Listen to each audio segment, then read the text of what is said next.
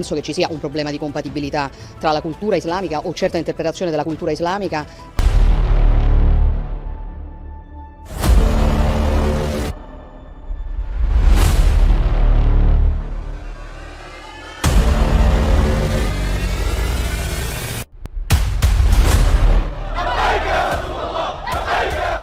जय हिंद, वंदे मातरम। दोस्तों, मित्रों, भाइयों और बहनों, आज के वीडियो में आपका बहुत बहुत स्वागत है। और दोस्तों, बहुत ही इंपॉर्टेंट इन्फॉर्मेशन और एक खबर निकल के आई है कि जो इटली की प्राइम मिनिस्टर है जॉर्जिया मेलोनी, उन्होंने एक बयान दिया है, एक भाषण दिया है मुसलमानों को लेकर और इस्लाम को लेकर। तो क्या सारी वो बात है दोस्तों, इस वीडियो में जानेंगे। वीडियो का जो टॉपिक है वो है कि इटली ने खाई है कसम, कहा कि उखाड़ फेंकेंगे इस्लाम को, और चौंक गई दुनिया। दोस्तों, वीडियो लेकर आया हूं साइंटिफिक हिंदू यूट्यूब चैनल से। वीडियो के एंड में मैं अपने व्यू, अपने विचार डिटेल में बताऊंगा, तो वीडियो एंड तक जरूर देखिएगा। चैनल को सब्सक्राइब नहीं करा दोस्तों, मित्रों, भाई और बहनों, तो जरूर कर लीजिए। अभी तक स्वीडन और डेनमार्क जैसे देश मुस्लिम देशों के निशाने पर थे, क्योंकि वहां कुरान को जलाने जैसी कई घटनाएं सामने आई थी।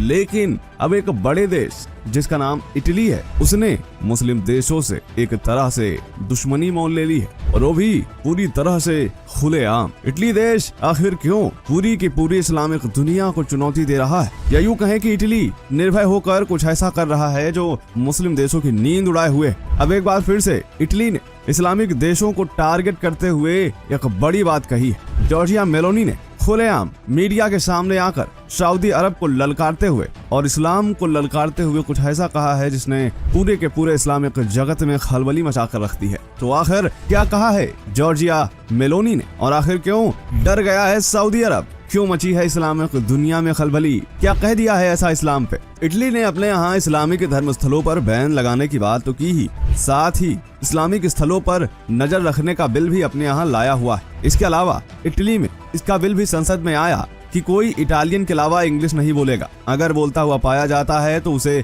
सजा दी जाएगी। वहीं अब इटली कुछ दिनों से इस्लाम पर काफी एंग्री मोड में नजर आ रहा है। ये हैं जॉर्जिया मेलोनी। इन्होंने पूरे यूरोप से इस्लाम को उखाड़ फेंकने की ठान ली है। ये जब से आई हैं इस्लाम पर ऐसे कठोर कदम उठा रही हैं जिससे इस्लामिक जगत में खलबली मची है। इन्होंने कहा है कि पूरे यूरोप का इस्लामीकरण हो रहा है, हमारी संस्कृति और इस्लाम में कोई समानता नहीं है। इटली में सऊदी अरब द्वारा इस्लाम को फैलाया जा रहा है। सऊदी में शरिया कानून है जिसे हम इटली में लागू नहीं होने देंगे। ये देखिए क्या कहा है इटली की प्रधानमंत्री मेलोनी ने। Io penso che ci sia un problema di compatibilità tra la cultura islamica o certa interpretazione della cultura islamica e i diritti e i valori della nostra civiltà. A me non sfugge che la gran parte dei centri culturali islamici in Italia sono finanziati dall'Arabia Saudita, e l'Arabia Saudita è una nazione che a casa sua applica la Sharia, e Sharia significa lapidazione per l'adulterio, pena di morte per apostasia, pena di morte per omosessualità. Credo che queste questioni vadano poste, che non vuol dire generalizzare sull'Islam, vuol dire porre il problema che c'è in atto un processo di islamizzazione dell'Europa che è molto distante dai valori della nostra civiltà. Italy के PM ने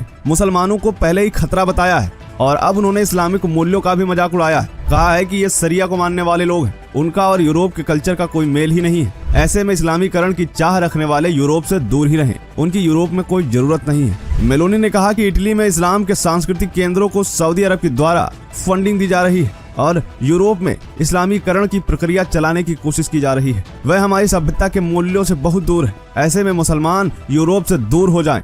Georgia ने एक बयान में मुसलमानों को Italy के लिए खतरा भी बताया है। आपको बता दें कि इटली की प्रधानमंत्री 31 साल की हैं और इटली की सबसे युवा प्रधानमंत्री हैं। आपको बता दें कि इटली सरकार ने मस्जिदों के बाहर मुस्लिम प्रार्थना स्थलों पर बैन लगाने के लिए एक मसौदा कानून भी बनाया है। और अब इस्लाम पर इस तरह से खुलकर जिस तरह इटली की प्रधानमंत्री ने बोला है, वह इस्लामिक जगत में काफी चर्चा का विषय बन गया है। इटली के प्रधानमंत्री ने सीधे तौर पर सऊदी अरब को ललकारते हुए कहा है कि अपने शरिया कानून और यूरोप के इस्लामीकरण के लिए सऊदी अरब इनको फंडिंग दे रहा है, हम इस्लाम को यूरोप से उखाड़ फेंकेंगे। इटली के प्रधानमंत्री ने कहा कि इटली को अब अपनी संस्कृति की रक्षा करने की जरूरत है, इसे लुप्त नहीं होने देना चाहिए, और इस्लामिक संस्कृति और हमारी सभ्यता के मूल्यों और अधिकारों के बीच में कोई समानता नहीं है, ये दोनों परस्पर विरोधी हैं। वहीं ब्रिटेन के प्रधानमंत्री ऋषि सुनक भी इटली के दौरे पर हैं। अपने भाषण में उन्होंने भी कहा कि अवैध प्रवासन से यूरोप के प्रभावित होने का खतरा है। सुनक ने कहा कि दुश्मन यूरोपीय समाज को अस्थिर करने की कोशिश कर सकते हैं। सुनक ने कहा कि अगर हमने अभी इस समस्या का समाधान नहीं किया तो नावें आती रहेंगी और समुद्र में लोगों की जानें जाएंगी। इटली के प्रधानमंत्री का यह दमदार बयान अपने आप में सराहनीय है और अन्य देश भी इससे प्रेरणा ले सकते हैं। वहीं सऊदी अरब,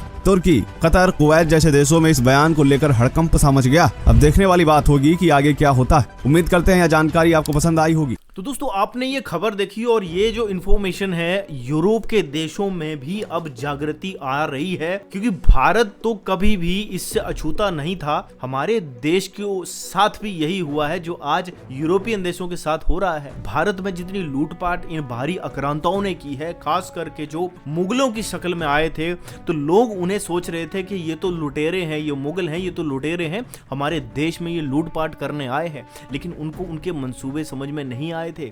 वो ये नहीं समझ पाए कि ये मजहब को फैलाने के लिए आए हैं। अंग्रेज जब भारत में आए दोस्तों, तो हमने ये सोचा ये तो ईस्ट इंडिया कंपनी वाले हैं, ये तो बिजनेस करने यहाँ पर आए हैं। लेकिन उनके मंसूबों को भी भारत के लोग नहीं समझ पाए कि ये कहीं ना कहीं मिशनरीज हैं जो कहीं ना कहीं अपनी सभ्यता को हमारे देश में फैला देना चाहते हैं। ऐसा ही अब जैसे मेलोनी को, और मेलोनी जैसे जो प्रधानमंत्री हैं, जैसे ऋषि सुनक तो भारत की मूल के ही हैं, उनको भी ये चीज समझ में आई है कि किस तरह से उनके देश के ऊपर एक तरह से कब्जा किया जा रहा है, उनकी संस्कृति को नष्ट किया जा रहा है। मैं ये नहीं कह रहा कि अगर कोई मुसलमान है तो उसे जीने का हक नहीं, मैं ये बिल्कुल भी नहीं कह रहा हूं। लेकिन हमने ये देखा है और इतिहास से सबक लिया है कि जहां भी मुसलमान जाते हैं वहां पर इस्लाम का ढिंडोरा पीटते हैं। उन्हें सेकुलरिज्म से कोई लेना देना नहीं होता है। अक्सर हम ये सोचते हैं कि मुसलमान जो है वो सेकुलर होते हैं। ये सबसे बड़ी मिसकंसेप्शन है दोस्तों। इस मिसकंसेप्शन को जितनी जल्दी हम समझ लें उतनी जल्दी अच्छा है। अगर हम ये सोचते हैं कि ये सामने वाला भी मेरी तरह है तो ये बहुत बड़ी गलती है दोस्तों। हमारी जो सभ्यता है वो ओपन माइंडेड सभ्यता है। जो भारत की सभ्यता रही है, जो सनातन संस्कृति भी रही है, वो ओपन माइंडेड रही है। हमने हमेशा बाहरी लोगों को एक्सेप्ट किया है। वही सभ्यता जब हमारी सभ्यता को खत्म किया गया, जब मुगलों के द्वारा और अंग्रेजों के द्वारा, आज भारत में एक ऐसी सिचुएशन पे हम पहुंच गए हैं कि हम ये डिसाइड ही नहीं कर पा रहे हैं कि हमारे सामने कौन है। इन्होंने हजारों मंदिर भारत में भी तोड़े हैं और बाहर भी ये लोग यही करना चाहते हैं। इटली जैसे देश में 1980 में अगर आप आंकड़े उठाओगे तो उस वक्त गिने चुने ही मुसलमान थे।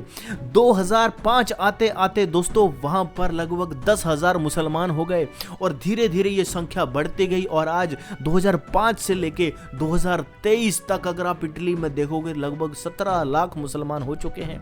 इतनी तेजी से बढ़ती हुई जनसंख्या, इटली सरकार ने इसके ऊपर अब संज्ञान लेना शुरू करा है। आप खुद सोचिए कैसे धीरे धीरे करके ये अपनी पॉपुलेशन बढ़ा रहे हैं और वहां पर इस्लामिक कानून लाना की मांग कर रहे हैं। बात यह नहीं है कि वहां पर इटली में सिर्फ मुसलमान बसे हैं और सिर्फ बसने के पर्पस के लिए वहां पर आए हैं, रहने के पर्पस के लिए वहां पर आए हैं, बल्कि दोस्तों ये लोग वहां पर कब्जा करते जा रहे हैं और इस्लामिक कानून को अप्लाई करने की बातें कर रहे हैं। दोस्तों ये चीज जो है वाकई में चिंता का विषय बन गई है आज इटली जैसे देशों के लिए। और जैसे कि आपने ऋषि सुनक का भी भाषण देखा, वो भी ये कहते हैं कि जो प्रवासी हैं, जो बाहर से लोग आ रहे हैं, जो घूमने के लिए किसी पर्पस के लिए देश में घुस तो आते हैं, बाद में उसकी नागरिकता ले रहे हैं, वो लोग अगर इस्लामिक हैं तो उनसे बच के रहो, क्योंकि वो लोग आएंगे, धीरे धीरे अपनी पॉपुलेशन बढ़ाएंगे और एक दिन आपके ही घर के ऊपर कब्जा करके बैठ जाएंगे। भारत तो इसका दंश ऑलरेडी झेल चुका है।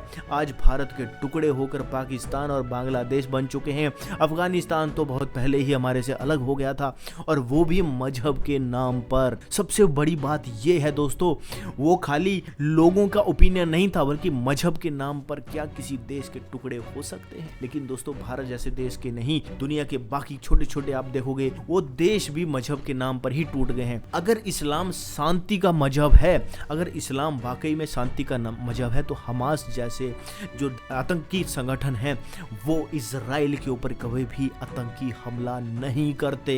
इस जो हमास हमला हुआ है उसने कहीं ना कहीं दुनिया की आंखें भी खोली हैं इस परिप्रेक्ष्य को लेकर, इस इशू को लेकर कि भैया अगर आप हमारे इस्लाम के हिसाब से नहीं चलोगे तो हम बाय हुक और बाय क्रुक आपको दबाएंगे। और इटली जैसे देशों में भी आप समझो सोचो 2005 से लेके 2023 तक अगर 10,000 से 17 लाख की पॉपुलेशन मुसलमानों की हो सकती है, तो सोचो आगे आने वाली जनरेशंस किस स्पीड से वहां पर बढ़ने वाली है। अवेयरनेस एक ऐसी चीज है दोस्तों, अगर आप अवेयर हो गए तो फिर उससे आपकी आधी प्रॉब्लम तो वैसे सॉल्व होने लग जाती है। तो अवेयरनेस आएगी, लोगों में जागृति आएगी, लोग एटलीस्ट क्वेश्चन तो पूछ सकते हैं।